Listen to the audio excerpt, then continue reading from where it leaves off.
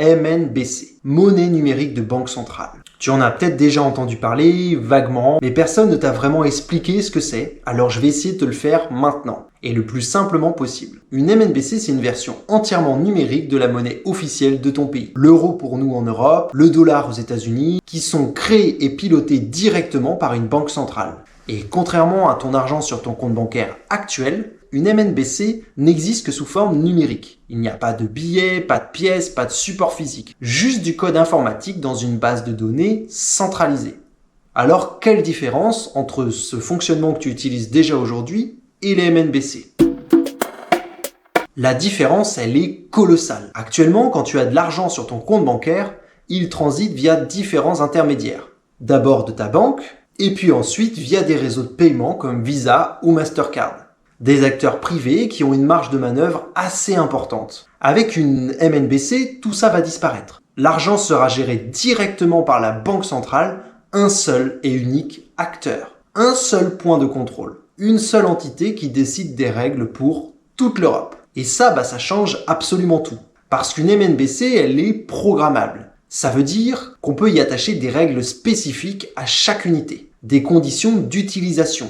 Des restrictions géographiques, mais je vais te donner quelques exemples. Imagine que l'État décide de stimuler la consommation locale. Elle peut alors programmer son MNBC, donc ton argent, pour qu'il soit dépensable uniquement dans un rayon par exemple de 50 km autour de chez toi. Ainsi, eux, ils vont répondre à leurs problématiques et toi, tu seras contraint de le faire.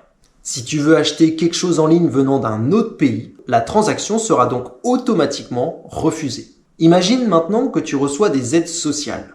Avec une MNBC, l'État peut conditionner ces euros à certains comportements que tu devras réaliser. Tu dois suivre par exemple une formation professionnelle obligatoire. Si tu n'y vas pas, une partie de tes aides seront gelées automatiquement, sans aucun juge, sans aucun débat. Bon, ils le font déjà un petit peu sans avoir besoin d'une MNBC, mais avec ça, ce sera automatique. Et même si, à première vue, certaines de ces mesures peuvent te sembler utiles, pragmatiques, efficaces pour résoudre des problèmes collectifs, ce n'est pas forcément le cas. Je l'ai déjà exprimé dans d'autres vidéos, mais la bien-pensance, elle ne peut pas primer sur l'ensemble des avis différents qu'il y a dans une société. Si tu es de gauche et que tu penses que tu as raison, c'est peut-être le cas, mais tu ne peux pas l'imposer aux autres. Et là, le problème, c'est qu'avec les MNBC, la banque centrale, qui d'ailleurs n'est pas vraiment de gauche, pourra, elle, décider tout ce qu'elle veut pour tout le monde et tout le monde devra l'appliquer. De toute façon, si tu ne l'appliques pas, tu ne pourras pas utiliser ton argent. Donc, détenir un tel pouvoir technologique, c'est ouvrir une porte gigantesque. Une porte qui va mener directement à la manipulation et au contrôle social total. Mais si tu ne me crois pas, t'as qu'à regarder comment ça se passe en Chine. C'est déjà le cas. Ursula von der Leyen, une grande vendue et qui décide de prioriser les intérêts américains avant celles de l'Europe, est à la tête de la Commission européenne. Et depuis plusieurs années déjà, elle pousse activement pour ces monnaies numériques. La Banque centrale a déjà testé plusieurs prototypes. Et pour te protéger efficacement, il faut que tu comprennes que deux mécanismes fondamentaux rendent ces monnaies très dangereuses. Le premier mécanisme, on en a déjà parlé, c'est la programmabilité qui va transformer ta relation à ton propre argent. Ton salaire ne t'appartiendra plus vraiment. Il sera un objet vivant, soumis à des règles externes que tu ne pourras pas choisir. Ces règles pourront évoluer, changer, se durcir ou s'améliorer sans ton consentement. Ce sera la banque centrale qui décidera tout. Le deuxième mécanisme dont je n'ai pas encore trop parlé, c'est la centralisation, qui va amplifier la surveillance de manière exponentielle. Chaque transaction va passer par un point unique, la banque centrale. Big Brother, qui verra tout, pourra tout analyser, enregistrer tes habitudes de consommation, tes déplacements, tes relations avec l'argent. Tout deviendra traçable et donc tout sera connu de la banque centrale. Voilà ton ennemi. Il ne veut pas juste te taxer, il veut te contrôler et te surveiller à chaque instant. Alors, comment se protéger concrètement ? Je vais te donner ma stratégie personnelle et qui est encore en cours d'évolution. C'est avec cette stratégie que j'espère pouvoir échapper à plusieurs situations à risque menées par ces MNBC quand elles seront légales et obligatoires. Voici comment je compte faire. En premier lieu, j'aimerais répartir mon patrimoine en 4 poches distinctes. 4 compartiments qui ne dépendront pas les uns des autres, qui seront entièrement autonomes. Car si l'un tombe, les 3 autres pourront rester debout et continuer. Et pour moi, c'est ça la vraie résilience. C'est la diversification. Première poche, la liquidité immédiate en cash. Avoir des billets physiques. Tant qu'on peut le faire, je pense que c'est important d'en conserver. Combien faut-il en conserver? Bon, pour le moment, je pense qu'il faut avoir de quoi tenir quelques semaines. Comme ça, s'il y a une panne généralisée du système bancaire, tu pourras toujours continuer à vivre normalement en payant en espèces pendant quelques semaines. Le cash, ce sera donc ton filet de sécurité d'urgence, ton parachute. Va rien te rapporter entre guillemets, mais il te donne temporairement une marge de manœuvre immédiate. Et surtout, il est totalement anonyme. Aucune trace, aucune surveillance. Ma deuxième poche, ce sera du Bitcoin sur un cold wallet. Attention, je te parle pas de laisser tes Bitcoins sur une plateforme comme Binance ou Kraken. Je te parle de les retirer sur un portefeuille matériel que tu contrôles physiquement. Il y a quelques temps, je t'aurais proposé un Ledger, mais aujourd'hui, je trouve que Ledger a largement dévoyé sa mission initiale. J'aimerais bien d'ailleurs, si ça t'intéresse, faire une vidéo sur ce sujet, car pour moi, Ledger n'est plus du tout un cold wallet. Alors, ce que je te recommande, c'est plutôt Trésor. Peu importe la marque, l'important c'est que tu détiennes de toute façon tes clés privées. Pourquoi garder du Bitcoin? Parce que c'est le seul actif numérique véritablement décentralisé que personne ne peut contrôler ou programmer à ta place. Personne ne pourra donc geler tes fonds, personne ne pourra t'empêcher de faire une transaction tant que tu as ta seed phrase, tant que tu gardes cette clé privée, ton argent existe et il t'appartient, point final. D'autant plus que si les MNBC deviennent la norme, je suis sûr que Bitcoin prendra une valeur monumentale. Car tout le monde voudra se protéger. Combien tu devrais mettre sur cette poche? Comme la première poche, ça dépend de ta situation. Mais personnellement, j'aimerais y mettre entre 20, 30 ou 40% de mon patrimoine. Parce que je pense vraiment que cette poche sera ma poche de protection. Après, ça pourrait être de l'or à la place. Quelque chose qui garde de la valeur dans le temps et que tu peux conserver. Troisième poche, je te conseille d'avoir des actifs tangibles. Des choses physiques et qui ont une valeur intrinsèque. Un petit stock d'or, ou alors des objets de collection que tu connais bien, des outils de qualité qui vont prendre de la valeur, même des bouteilles de vin ou de whisky. L'idée, c'est d'avoir des actifs que tu peux échanger directement, sans passer par une banque, sans passer par un tiers de confiance ou un paiement numérique. Des trucs qui ont une valeur reconnue, physique, qui existent concrètement et qui seront toujours là même si le système financier s'effondre.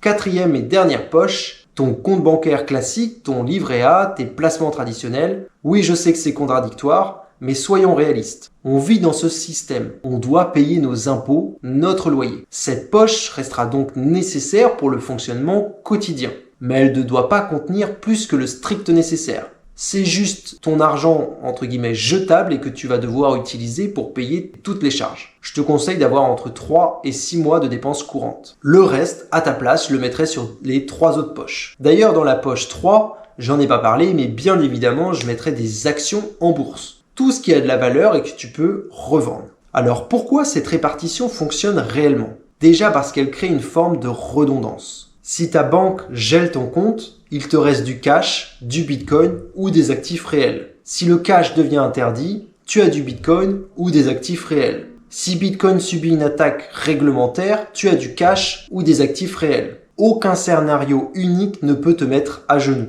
Et surtout, cette stratégie te donne des options d'action rapides. Tu veux changer de pays en urgence, ton Bitcoin te suit partout. Tu dois payer quelqu'un qui refuse des MNBC, tu sors du cash. Un proche a besoin d'aide financière discrète, tu as plusieurs moyens de l'aider sans laisser aucune trace. Maintenant que tu connais la structure générale, on va pouvoir plonger dans les risques spécifiques. Parce que chaque risque demande une tactique particulière. Et je vais te donner les miennes. Le premier risque, j'imagine que tu le sais, c'est le contrôle d'usage. La programmabilité qui va permettre d'imposer des restrictions sur comment tu dépenses ton argent. Imagine par exemple qu'une crise énergétique frappe ton pays. L'État décide de rationner tes déplacements. Tes MNBC sont programmés pour refuser tout achat de carburant au-delà de 50 litres par mois. Peu importe que tu aies besoin d'une voiture pour travailler, peu importe l'urgence, la règle va s'appliquer, sans exception, sans aucune humanité. Face à ce risque, ma première tactique est la segmentation patrimoniale. Tu te souviens des 4 poches? On va plus loin. À l'intérieur même de la poche Bitcoin, tu crées des sous-catégories. Un wallet pour les dépenses courantes, un autre pour l'épargne longue durée. Un troisième pour les transactions sensibles et que tu ne veux pas vraiment lier à ton identité principale. Et cette fragmentation va rendre ta surface d'exposition beaucoup plus petite. Si une restriction frappe un secteur spécifique et que tu as d'autres canaux de sortie, tu vas t'en sortir. Si un wallet est compromis ou repéré par les autorités, les autres vont rester intacts. C'est du cloisonnement opérationnel. Deuxième tactique, les transferts rapides hors système. Tu dois pouvoir bouger une partie de ta trésorerie vers des solutions décentralisées en moins d'1 heure. C'est un exemple. Mais ça veut dire avoir des comptes déjà configurés sur plusieurs plateformes d'échange, des wallets déjà prêts, des procédures testées régulièrement. Moi, à terme, j'aimerais pouvoir faire ça au moins une fois par trimestre. En simulant un transfert d'urgence, je veux pouvoir mettre un chronomètre, vérifier que mes accès fonctionnent correctement et voir en combien de temps cela peut être réalisé. Je sais que c'est chiant, c'est assez répétitif, mais le jour où tu vas en avoir vraiment besoin, il faut que tu sois prêt. Troisième tactique, les contrats alternatifs. Quand tu négocies des revenus réguliers, propose des options de paiement multiples. Un loyer à percevoir offre alors aux locataires de payer une partie en euros, une partie en bitcoin. C'est ce qui va te permettre de gonfler chacune des poches et donc d'avoir différentes formes d'argent, entre guillemets, à ta disposition sur le long terme. Si tu fais du libéral comme moi je suis éducateur en libéral par exemple, tu peux accepter plusieurs méthodes de paiement également. Ça va créer des boucles d'échange qui ne passent pas par les canaux officiels programmables. Évidemment, tout ça reste dans le cadre légal. Tu déclares tout, bien sûr, tu payes tes impôts, mais tu diversifies tes entrées d'argent. Tu évites ainsi de concentrer 100% de tes revenus sur un seul canal que l'État peut fermer d'un seul clic, et cela va entre guillemets te protéger. Parce qu'à nouveau, c'est de la diversification, et se diversifier, c'est diluer le risque.